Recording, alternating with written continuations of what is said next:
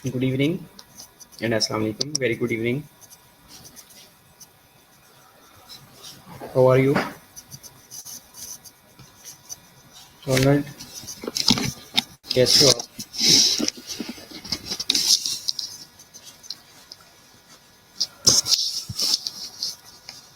वालेकुम अस्सलाम बेटा। दोस्तों, ठीक होंगे आप? लास्ट लेक्चर में हमने क्या डिस्कस किया था? किसी को पता है? कोई आइडिया? ओके।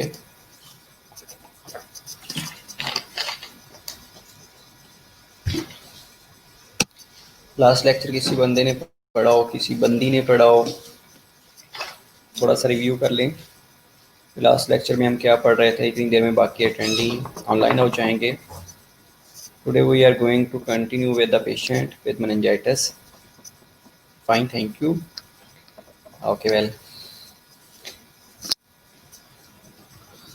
बाकी लोग जब तक आते हैं तब तक हम लास्ट जो लेक्चर डिस्कस किया था अबाउट, अच्छा, पेप्टिक अल्सर, वेरी गुड, उसके बारे में डिस्कस कर लेते हैं कि पेप्टिक अल्सर क्या होता है, उसको कैसे मैनेज करते हैं। और जैसे ही कुछ और लोग आ जाते हैं then we will start with the patient with the meningitis. हम डिस्कस करेंगे कि मेनिंजाइटिस क्या चीज़ है, बैक्टीरियल मेनिंजाइटिस क्या है, वायरल मेनिंजाइटिस क्या है, उसकी पैथोफिजियोलॉजी क्या है, उसके क्लिनिकल साइन और सिम्टम्स क्या हैं, एज वेल एज उसकी मेडिकल मैनेजमेंट क्या है। अगर वो पेशेंट मेनिंजाइटिस का आता है तो उसमें कौन कौन से साइंस पॉजिटिव होते हैं। श्योर, ये सारी चीज़ें हम आज डिस्कस करने वाले हैं।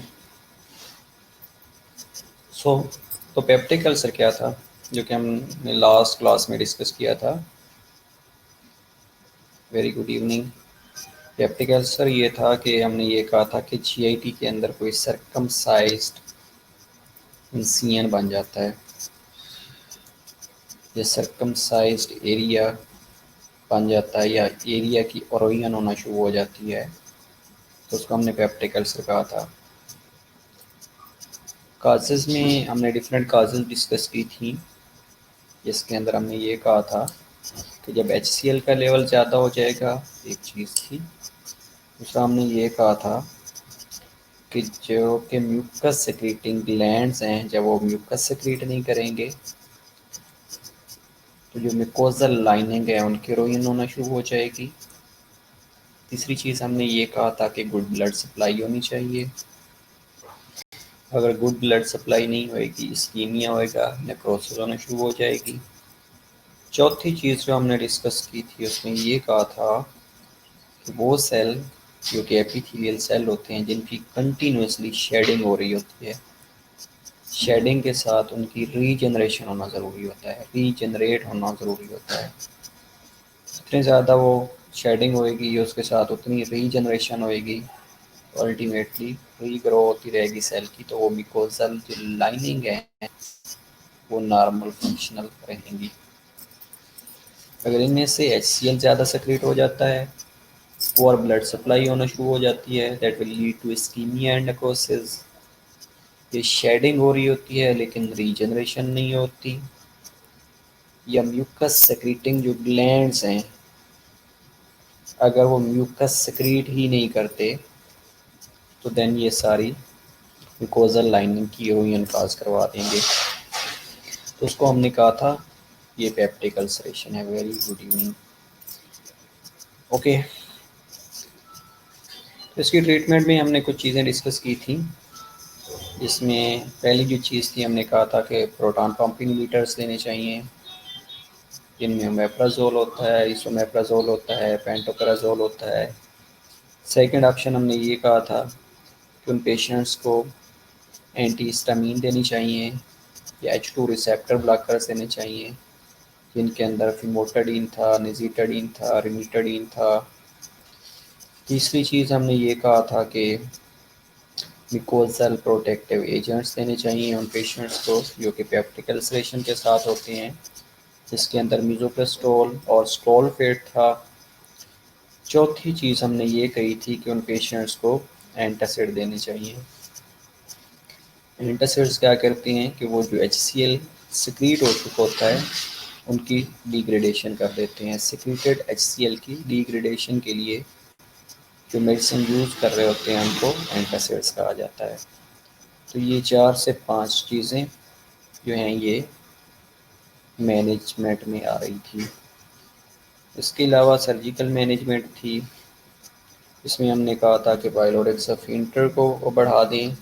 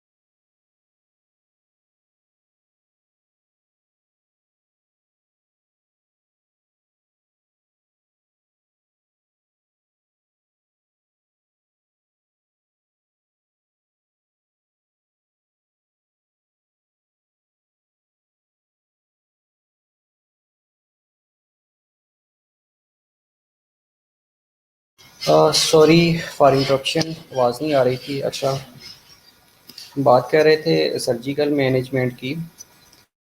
तो जो पेशेंट्स पेप्टिक अल्सरेशन के साथ आएंगे, तो एक तो हमने कहा था कि विगोटमी कर दी जाती है, जो वेगस नर्व जब स्टिमुलेट होती है तो HCl की सेक्रेशन करवा देती है। इसके अलावा पाइलोरोप्लास्टी का कहा था। ये सारी चीज़ें ओके बेटा, हम लास्ट लेक्चर्स को रिव्यू कर रहे थे। अब हम जब मेनिंजाइटिस को डिस्कस करेंगे तो ये स्लाइड्स मूव करेंगी। ओके, ठीक है। तो जो पेप्टिक अल्सर था वो इस तरह मैनेज किया जा सकता है। और today we are going to discuss with the patients with the meningitis. आपको क्या लगता है मेनिंजाइटिस क्या होता है? मोस्टली आप लोगों ने सुना होगा, ड्यूटीज़ भी की होंगी। पेशेंट्स आ गया मेनिंजाइटिस का, उसको आइसोलेशन में डाल दें, उसके करीब नहीं जाना, उसकी नेक पेन हो रही है। तो आपको क्या लगता है कि ये मेनिंजाइटिस क्या हो सकता है? इसकी क्या काजेज़ हो सकती हैं? कोशिश करें कि आपके माइंड में जो भी आ रहा है वो मुझे बताएं, ताकि आपको मेनिंजाइटिस समझाना मेरे लिए ज़्यादा इजी हो जाएगा। लाइक व्हाट आर, पहली तो चीज़ है कि आपको क्या लगता है मेनिंजाइटिस क्या हो सकता है? Inflammation of meninges, okay very good. और ये मेनिंजेस क्या होती हैं? Okay very good, inflammation of meninges surrounding the brain, very good, ठीक है। अब ये सोचिएगा, वेरी गुड, इसमें ये सोचिएगा कि इन्फ्लेमेशन होती क्यों है। दूसरा क्वेश्चन ये है, due to any trauma, any injury. Okay, अगर मैं कह देता हूँ कि हेड ट्रॉमा हो गया या हेड इंजरी हो गई है, तो डू यू थिंक कि उस पेशेंट्स को मेनिंजाइटिस हो जाएगा? अच्छा, मेनिंजाइटिस होगा। इंसेफ्लाइटिस क्या होता है? चलें, वो मैं आप लोगों को वन बाय वन डिस्कस कर लेते हैं। वेरी गुड, और वाकई आप लोगों को समझ आ रही है, गुड, ठीक है। मेनिंजाइटिस में मेनिंजेस की इन्फ्लेमेशन हो जाती है। दूसरा क्वेश्चन ये है कि मेनिंजेस क्या होती हैं?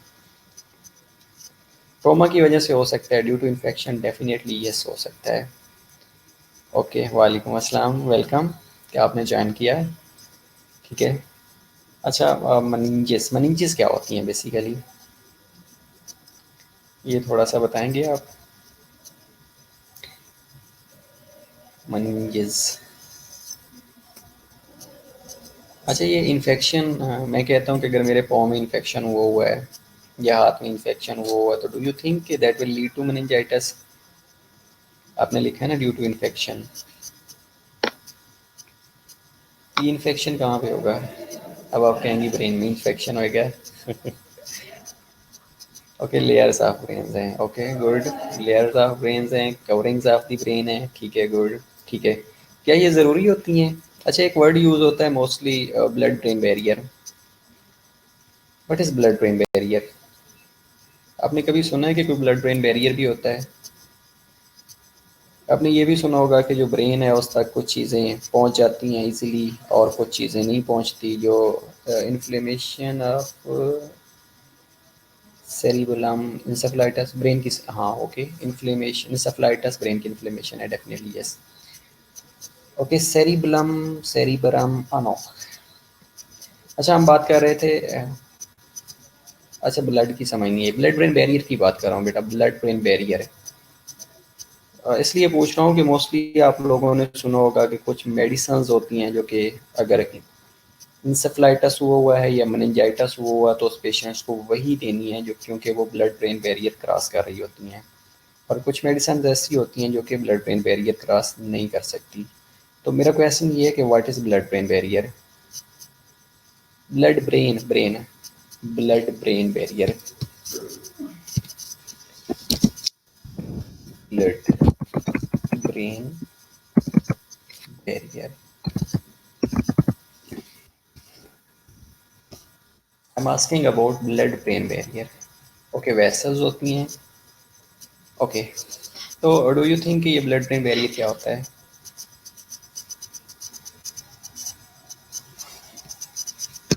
अच्छा, चलें इसको कंटिन्यू कर लेते हैं। इससे पहले मैं आप लोगों को बता रहा था कि कुछ चीज़ें ऐसी होती हैं कि जो ब्रेन तक पहुंच जाती हैं, लाइक सर्टेन मेडिकेशंस होती हैं, और कुछ हार्मफुल सब्सटेंसेस होते हैं जो कि ब्रेन तक नहीं पहुंच सकते। तो वो जो टाइट जंक्शन सेल के बड़े होते हैं, एक सेमी परमिएबल मेम्ब्रेन होती है जो कुछ रिक्वायर्ड चीज़ों को तो पास आउट होने देती है, और जो हार्मफुल सब्सटेंसेस होते हैं फॉर द ब्रेन उसको नहीं पास आउट होने देती। उसको कहा जाता है blood brain barrier. Yes, definitely, very good. Semi permeable border या मेम्ब्रेन ऑफ एपिथेलियल सेल। और ये जो एपिथेलियल सेल्स होते हैं इन्होंने टाइट जंक्शन बनाए होते हैं। अब जो टाइट जंक्शन बनाने का मकसद ये होता है कि ये जितने भी हार्मफुल सब्सटेंसेस होते हैं ना ब्रेन के लिए, उनको ये पास आउट नहीं होने देती, बाकी चीज़ों को पास कर देती हैं। Okay, moving to meningitis. तो सिर्फ डिफाइन कर लेते हैं मेनिंजाइटिस को कि मेनिंजाइटिस क्या होता है। इसमें डिफरेंट टर्मिनोलॉजीज हैं। इन्फेक्शन ऑफ द सीएनएस में be classified according to the structure involve. अब देखें ब्रेन के अंदर ये सीएनएस, ओके वेलकम, वालेकुम अस्सलाम।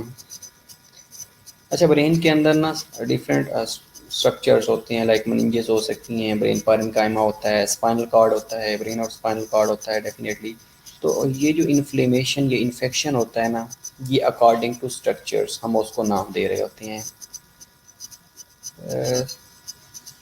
अच्छा, शोर आ रहा है, ओके। अब कंफर्म कीजिए कि आप शोर आ रहा है यूजिंग हैंड फ्री। अब कंफर्म कीजिए कि शोर आ रहा है।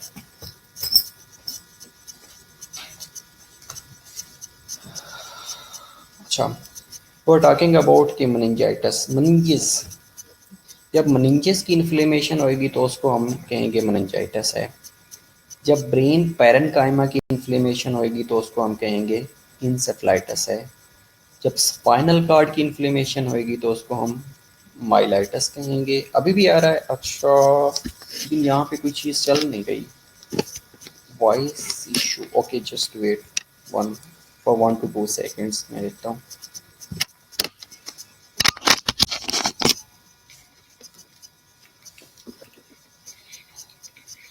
लेट मी कंफर्म क्या अब शोर आ रहा है।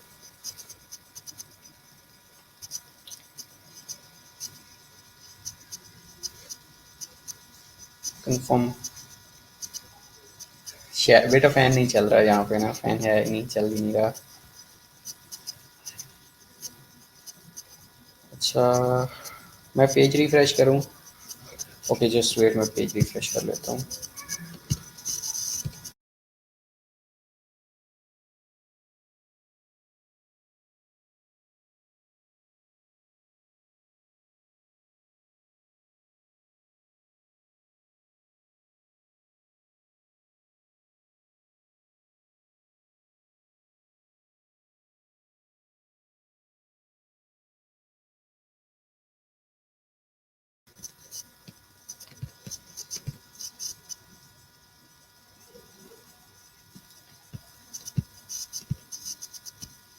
अब कंफर्म करें, अब है शोर?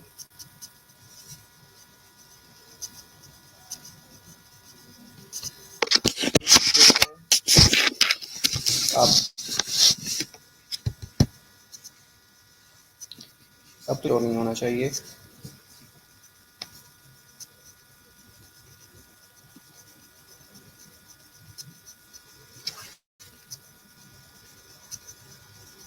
ओके, तो we're talking about different terminologies, जिसमें हमने कहा है कि अगर मेनिंजेस की इन्फ्लेमेशन है तो उसको हमने मेनिंजाइटिस कहा है।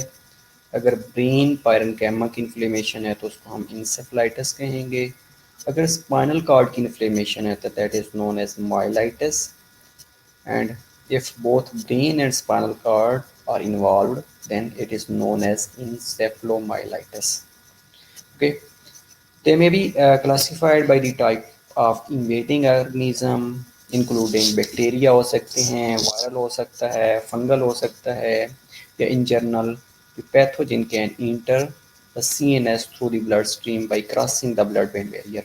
एक चीज़ है कि जब ब्लड के अंदर इन्फेक्शन आएगा या माइक्रो ऑर्गेनिज्म आएगा तो वो अगर ब्लड ब्रेन बैरियर को क्रॉस करके या कि मेनिंजेस की इन्फ्लेमेशन काज करवाता है, ब्रेन पैरेन्कामा की इन्फ्लेमेशन काज करवाता है, स्पाइनल कॉर्ड की इन्फ्लेमेशन काज करवाता है, या ब्रेन और स्पाइनल कॉर्ड दोनों की इन्फ्लेमेशन काज करवाता है, एक चीज़ है। दूसरा ये होता है कि डायरेक्ट इन्वेजन हो गई है, हो सकता है कोई स्कल फ्रैक्चर हुआ है, स्कल ट्रोमा हुआ है, बुलेट होल हुआ है, या कोई एक्सीडेंट हुआ है जिसकी वजह से जो meninges हैं वो एक्सपोज हो गई हैं। जैसे ही एक्सपोज होंगी तो उस जगह पे जो बैक्टीरिया है, जो वायरस है या कोई फंगल है तो वो फंगस है तो वो ग्रो करेगा। अब वो ग्रो करेगा तो डेफिनेटली उस एरिया की इन्फ्लेमेशन काज करेगा। ये इसके अलावा ड्यूरिंग लुम्बर पंक्चर्स जो एलपी का प्रोसीजर होता है उस टाइम अगर ये सेप्टिक मेजर्स यूज़ की गई हैं, है ना, कि अगर मेजर्स जिसके अंदर हमने सेप्सिस सेपरेट किया है वो भी लीड कर रहा होता है, या ड्यूरिंग सर्जरी हमने प्रॉपर जो इंस्ट्रूमेंट्स थे और उसकी स्टेरिलाइजेशन नहीं की, या जो इन्वायरमेंट था जिसके अंदर सर्जरी हो रही थी that was not clean, terminal cleaning ही नहीं हुई थी, तो ये सारी चीज़ें लीड कर रही होती हैं। ओके, तो मेनिंजाइटिस बेसिकली है क्या कि इज़ एन इन्फ्लेमेशन ऑफ पिया matter, arachnoid matters, and CSF filled subarachnoid space. One more definition you can add in that slides कि meningitis is an inflammation of uh, unable to listen। अच्छा बेटा शोर यहाँ पे बिल्कुल नहीं है, एसी चल रहा है, एसी के अलावा किसी चीज़ का भी शोर नहीं आ रहा। अब आई डोंट थिंक सो कि इतना प्रॉब्लम क्यों हो रहा है। Okay, let me confirm now. कब शोर आ रहा है?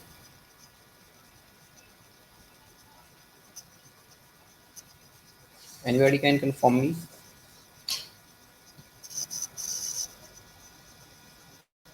आई डोंट थिंक सो बेटा। हो सकता है कि लैपटॉप में मसला हो, माइट भी, लेकिन बाकी क्लासेस के साथ तो इस तरह नहीं हुआ। अब कम है। ओके, नो कंटिन्यू फिर। बेटा शोर यहाँ पे तो किसी चीज़ का भी नहीं है। ओके, वन टाइम मैं मोर पेज रिफ्रेश कर लेता हूँ, डोंट वरी।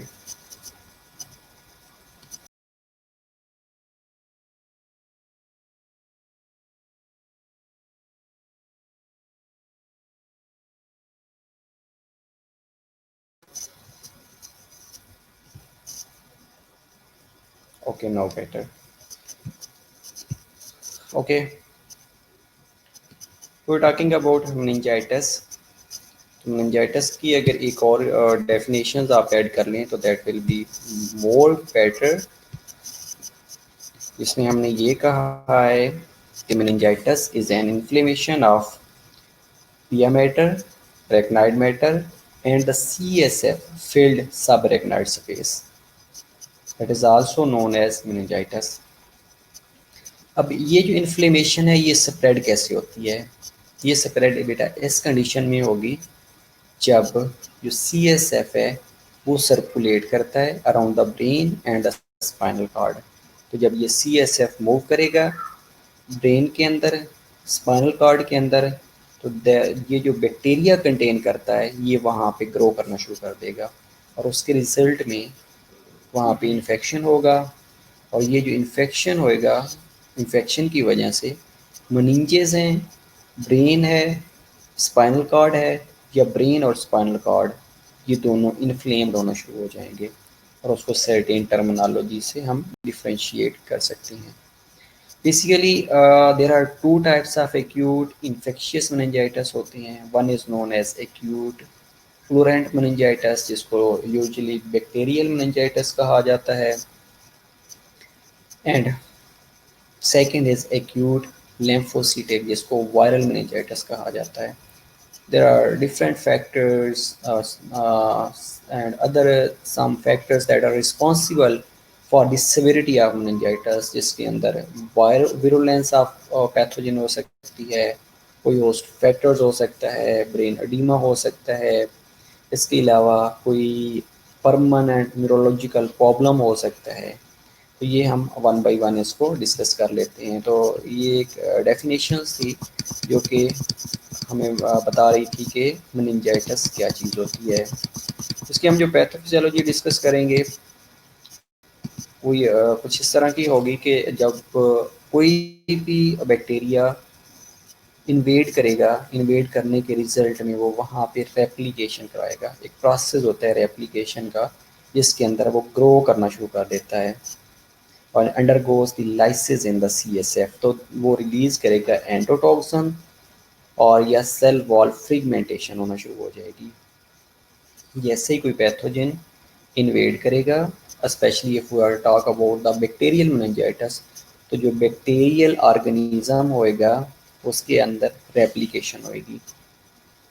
ओके, वो जो रेप्लिकेशन है उसके बाद वो undergo lysis in the CSF releasing endotoxins और सेल वॉल फ्रेगमेंट्स। और ये जो सब्सटेंसेस होते हैं ये क्या करते हैं कि इन्फ्लेमेटरी मीडिएटर्स रिलीज करते हैं। और ये जो इन्फ्लेमेटरी मीडिएटर्स होते हैं इनके अंदर अगेन एक सीक्वेंस ऑफ चेंजेस स्टार्ट हो जाता है या सीक्वेंस ऑफ इवेंट्स स्टार्ट हो जाता है। उनके अंदर कोई न्यूट्रोफिल्स हो सकते हैं, एल्ब्यूमिन प्रोटीन्स हो सकती हैं जो कि कैपिलरी वॉल से CSF के अंदर मूव कर रही थी। अब जैसे ये पैथोजन सब रेटिनल स्पेस के अंदर जाएगा तो ये इन्फ्लेमेशन कॉज कर देगा। उसके साथ साथ अगर हम CSF की बात करें that will become cloudy, purulent, exudation होना शुरू हो जाएगी। और इससे हमें पता चल जाएगा कि उस एरिया के अंदर वेस्कुलर स्पैज्म होना शुरू हो जाएगा और अल्टीमेटली जो मनिंजेस हैं वो थिक होना शुरू हो जाएंगी और एक दूसरे के साथ अडहेयर होना शुरू हो जाएंगी। और ये जो अडहियन है इसकी वजह से जो क्रेनियल नर्व्स हैं उनके अंदर इम्पिंजेस होना शुरू हो जाएंगी और जो क्रेनियल नर्व पॉल्सीज भी हो सकती हैं या जो फ्लो ऑफ फ्लूइड है वो इनहिबिट होएगा। अब जैसे फ्लो ऑफ फ्लूइड इनहिबिट होएगा जो नॉर्मली मनिंजेस से मूव कर रहा था, तो जब मनिंजेस की इन्फ्लेमेशन होएगी तो वो जो पाथवे है या ट्रैक ऑफ CSF मूवमेंट है वो ब्लॉक होना शुरू हो जाएगा। जब वो ब्लॉक होएगा तो CSF वहाँ पे अकमुलेट हो जाएगा। जैसे ही CSF अकमुलेट होएगा तो that condition is known as hydrocephalus. तो हाइड्रोसिफिलस की कंडीशन होना शुरू हो जाएगी। ओके, तो ये थोड़ा सा आपको ओवरव्यू देना था। अब हम मूव कर लेते हैं स्लाइड्स के ऊपर कि क्या क्या हमने डिस्कस करना है। तो बेसिकली जो न्यूरॉन्स होते हैं ये सपोर्टिंग सेल्स होते हैं न्यूरॉन्स के। तो neuroglia basically makes up the bulk of the brain. The adult brain है 4 टाइप्स ऑफ न्यूरोग्लिया, जिनमें ओलिगोडेंड्रोसाइट्स होते हैं जिन्होंने माइलन को बनाना होता है और माइलन शीट बना रहा होता है ताकि जो न्यूरॉन्स हैं उसके ऊपर इजीली ट्रेवल कर सकें। दूसरा माइक्रोग्लिया होते हैं। माइक्रोग्लिया को फिक्स्ड ब्रेन सेल्स भी कहा जाता है, fixed immune cells of the brain भी कहा जाता है। अब जैसे ही कोई माइक्रो ऑर्गेनिज्म आता है तो ये माइक्रोग्लिया ने उसको कैप्चर करना होता है, उसकी फेगोसाइटोसिस करनी होती है। 2 चीज़ें। तीसरे होते हैं एस्ट्रोसाइट्स। अब एस्ट्रोसाइट्स जो होती हैं ये बेसिकली वेरियस सब्सटेंसेस सिक्रेट करते हैं और take up neurotransmitter, assist in immune defence as well as stimulate formation of blood brain barrier. Okay, अब पहली चीज़ हमने ये कहा है कि ओलिगोडेंड्रोसाइट्स होती हैं, उन्होंने क्या करना होता है, माइलिन को बनाना होता है। दूसरे माइक्रोग्लिया होती हैं, fixed microphages of the brain इनको कहा जाता है। तीसरे एस्ट्रोसाइट्स होते हैं जो कि ब्लड ब्रेन बैरियर बना रहे होते हैं, जिसको हमने एपिथेलियल सेल भी कहा है। अब ये जो एपिथेलियल सेल्स होते हैं, ये जो एस्ट्रोसाइट्स होते हैं, ये टाइट जंक्शंस बना रहे होते हैं, जिनको ब्लड ब्रेन बैरियर कहा जाता है। और चौथे जो सेल्स होते हैं that are known as ependymal cell, जो कि ब्रेन कैविटीज बना रही होती हैं। Hope so you are getting my points ना। ओके, तो अगर हम लेयर्स की बात करें तो लेयर्स ऑफ स्पाइनल कार्ड, तो वाइट मैटर होता है, पिया मैटर होता है और ग्रे मैटर होता है। तो जो वाइट मैटर्स होता है बेसिकली ये bundle of myelin sheath exons बना रहे होते हैं, ये ट्रैक्स बना रहे होते हैं, और outer most portion of the spinal cord होता है। इसको talk about the pia maters, तो ये एक फिब्रस टिश्यू होती है that is impermeable to fluid and allows the blood vessel to pass through the and nourish the brain, और ये ब्लड को मूव करवाती है ताकि जो ब्रेन सेल्स हैं उन तक जो न्यूट्रिएंट्स हैं वो इजीली पहुंच सकें। Third one is grey matters, ये नॉन माइलिनेटेड स्ट्रक्चर्स होती है and contain cell bodies, dendrites and neuroglial cell. Neuroglial cell supporting cells होते हैं basically.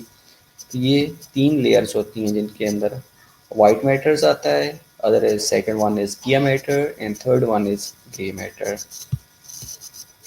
If we talk about the cerebrospinal fluid, तो जो cerebrospinal fluid होता है ये 0.2 से लेके 0.7 ml पर मिनट प्रोड्यूस हो रहा होता है। अगर हम इसको पर डे कैलकुलेट करें तो ये round about 6 to 700 ml per day produce हो रहा होता है। राइट प्लेक्सिस से प्रोड्यूस होता है। The fluid is present in the ventricles of the brain. अब ये ब्रेन के वेंट्रिकल्स में मूव करता है in the cisterns around the outside of the brain and in the subarachnoid space around the both the brain and the spinal cord. तो इसको tracks मिल रहे होते हैं, ट्रैक्स की वजह से ये मूव करता है।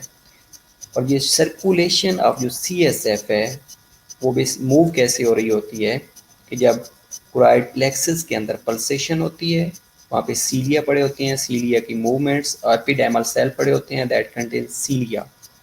तो जब सीलिया की मूवमेंट्स होती है और कोराइड प्लेक्सस की मूवमेंट्स होती है तो उसकी पल्सेशन से जो CSF है ये एक जगह से दूसरी जगह मूव कर रहा होता है। ये जो circulation of CSF is aided by the pulsation of choroid plexus and by the movement of cilia of the ependymal cell. Okay, इसमें हमें पता चल गया कि इसकी प्रोडक्शन कितनी होती है। सेकंड, हमें ये भी पता चल गया है कि इसकी मूवमेंट कैसी होती है। तीसरी चीज़ है कि ब्लड ब्रेन बैरियर क्या चीज़ है, जो कि हम पहले भी डिस्कस कर रहे थे कि ब्लड ब्रेन बैरियर आप लोगों ने बताया है कि ये एक सेमी परमिएबल मेम्ब्रेन होती है that separates the blood from the cerebrospinal fluid and constituting a barrier to the passage of cells, particles and large molecules. क्या करती है, सम जो रिक्वायर्ड अमाउंट्स, जो रिक्वायर्ड चीज़ें होती हैं वो उनको पास आउट होने देती है, और जो रिक्वायर्ड अमाउंट नहीं होते जो कि टॉक्सिक इन नेचर होते हैं उनको ये स्टॉप कर लेती है।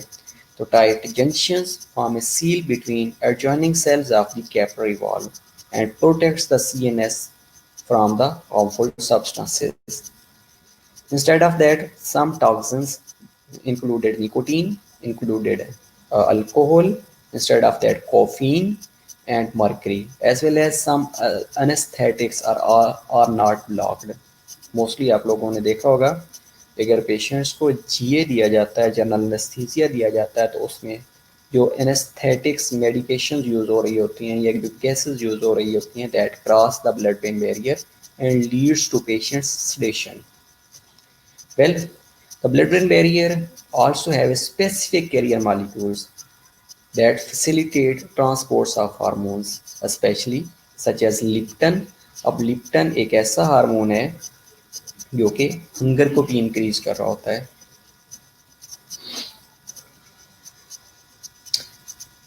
तो such as leptin from the blood into the hypothalamus where they bind to specific receptors that control other functions such as appetite and sympathetic nervous system activity.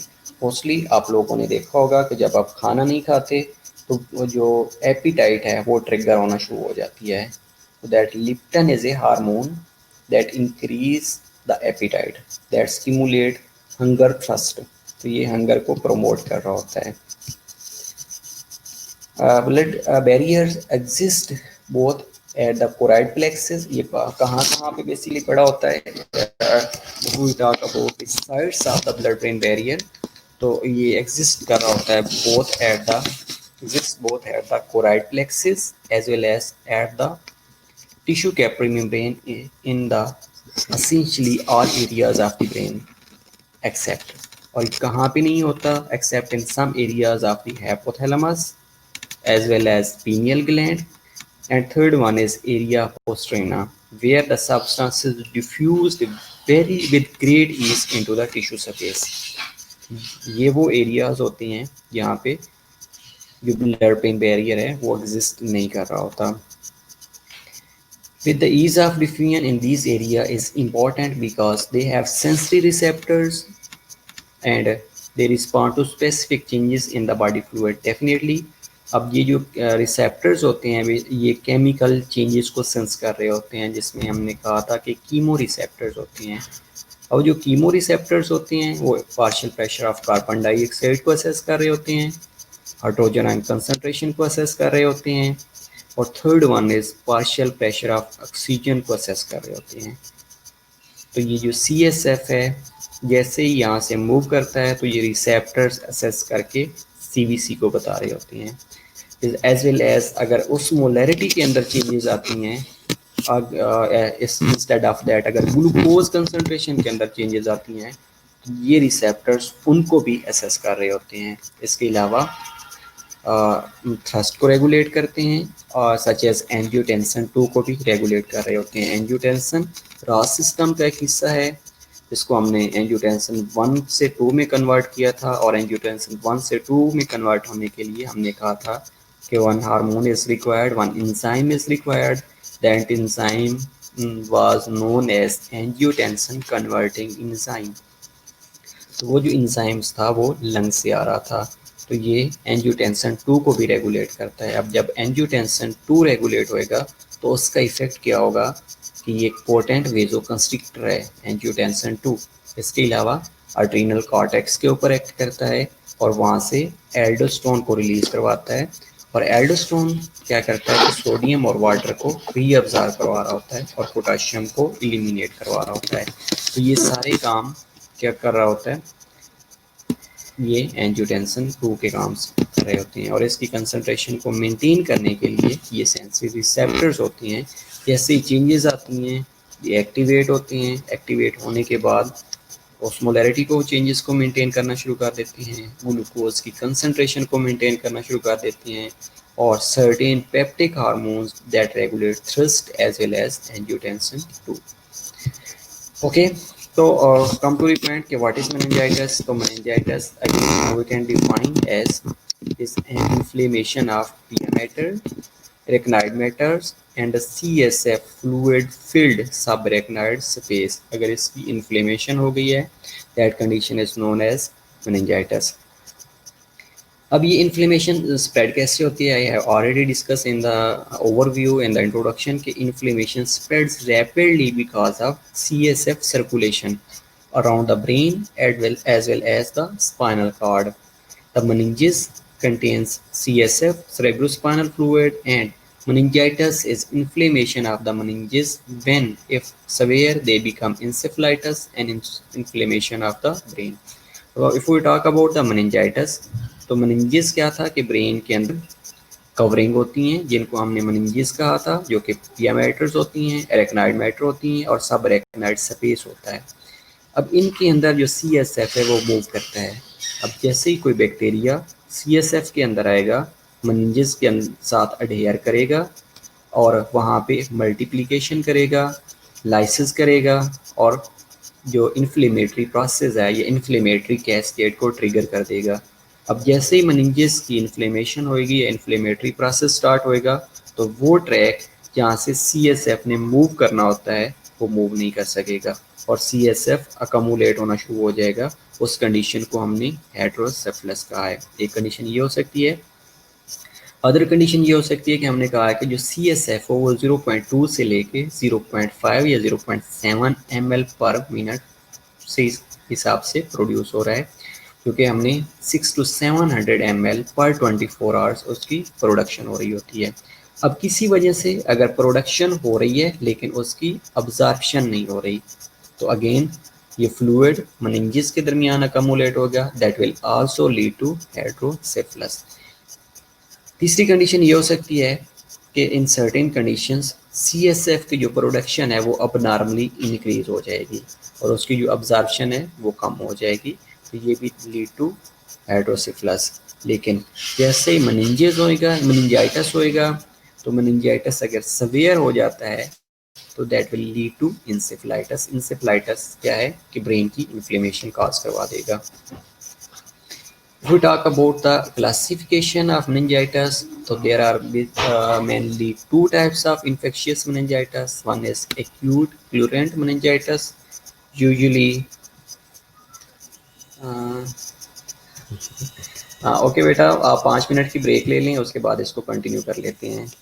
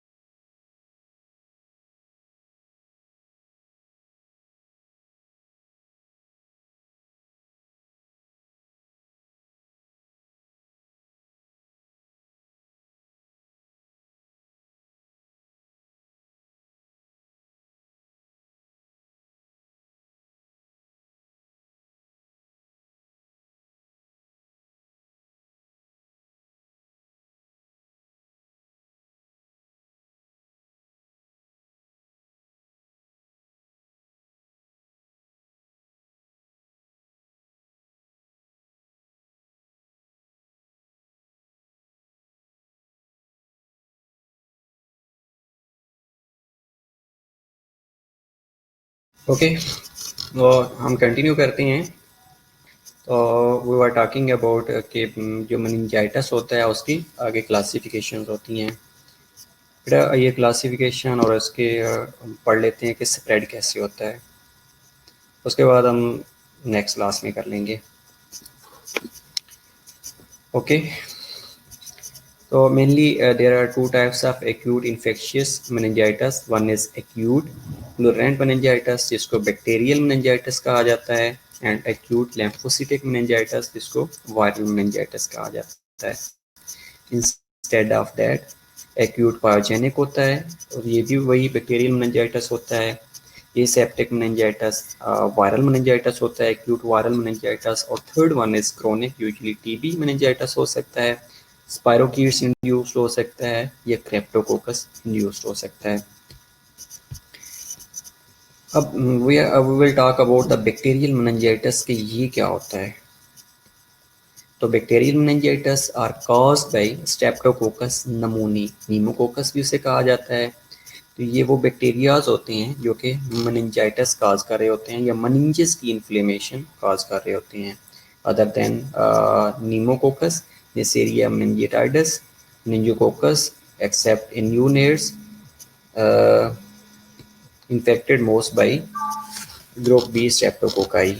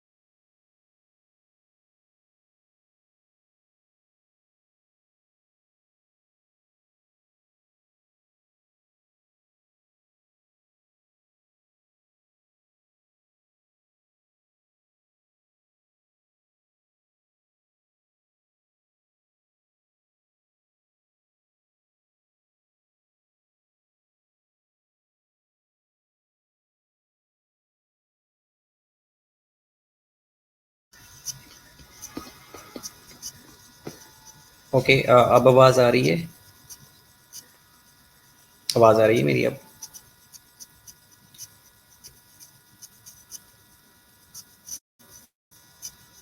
अच्छा, हम बात कर रहे थे बैक्टीरियल मेनिंजाइटिस की।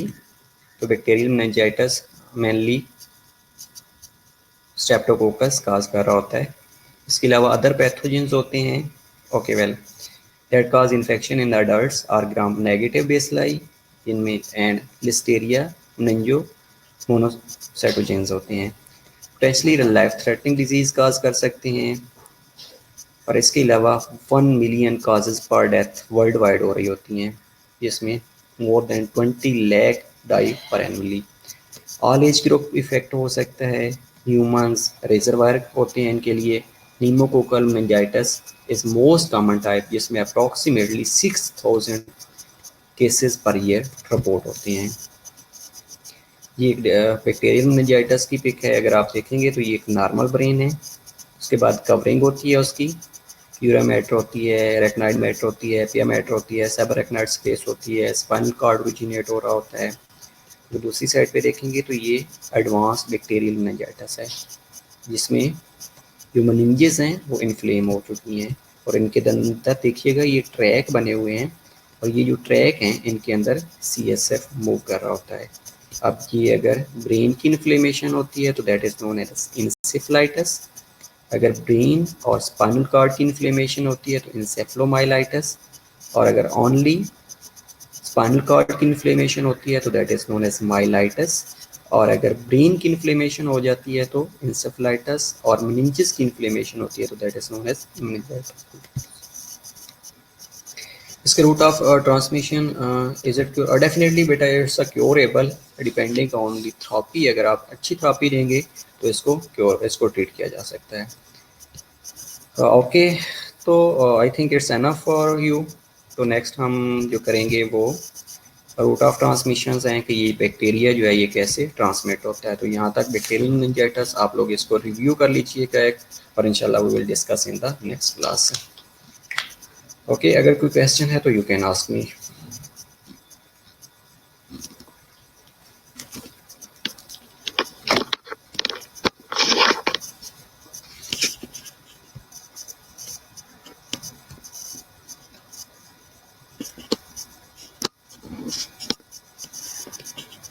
Okay, see you inshallah in next lectures. Bye bye.